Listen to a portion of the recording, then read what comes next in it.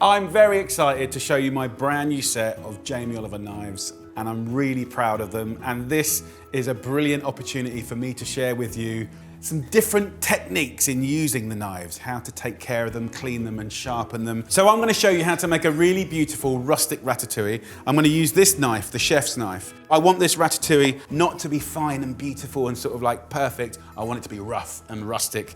We're going to add the veg as we prep. You can see how effortless it is to cut through the veggies. The smell is amazing. Now I'm going to let that simmer for about 20 to 30 minutes until soft and delicious. Knife skills. Let me just kind of give you the 3 techniques that I use most of the time. So the first one would be tap chopping. Get your thumb at the back, get your little fingers tucked in. You want to use that flat edge of your finger here, and we're just going to go like that, very gently.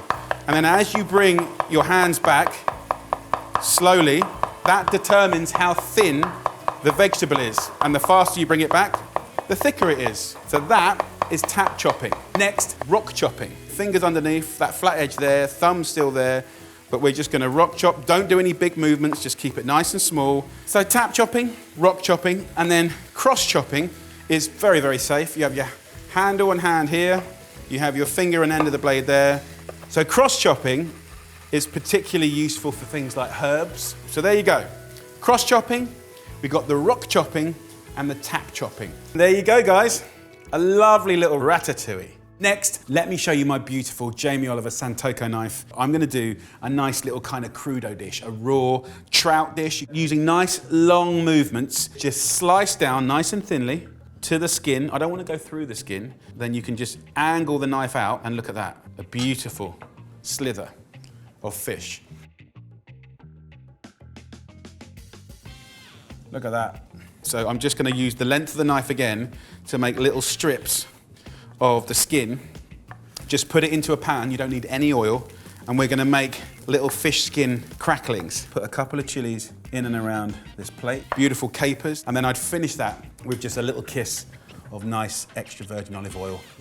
So there you go, that is my trout crudo. Next is my paring knife. It's a real go-to knife for so many preparations. I'm going to show you a wonderful recipe for simple baked stone fruit. Blade goes into the seed, rotate it round safely, twist it, and then we remove this little stone here, like that.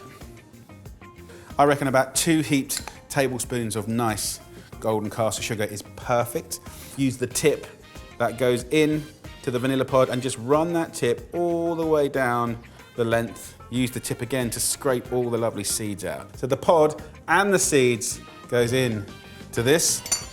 And then an orange. Very delicately remove some of this skin, half the orange, and squeeze this in. What a wonderful, simple combination. So just mix it up. So we're gonna whack that in the oven now at 180 degrees Celsius, which is 350 Fahrenheit.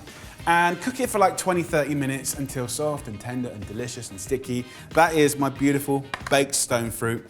So this is my bread knife. It's a beautiful knife. It's got this amazing serration here, and it allows you to cut beautifully and seamlessly through nice crusty loaves of bread. We use the length of the knife and just let the knife do all the work. And of course, what's great about having a good one is you can go super thin, or you can do nice thick ones. So with my beautiful Jamie Oliver knives, I thought I'd give you a little tutorial about how you can look after them. So one of the things really is cleaning. If it goes in the dishwasher, it's not the end of the world. Just try not to put them in there, please. With regards to the edge, couldn't be simpler. Get yourself a little steel, go from the heel of the knife at a slight angle to the tip. I do that 4 times, and that's more than enough to keep your edge. And there's something beautiful about having a few bits of kit that you get to know and feel and you can predict, right? It's just good that you're used to it because you're gonna chop with it. And for a long, long time, cooking lots of wonderful meals. Check out the whole range now on Amazon, where I've got some great deals available for you.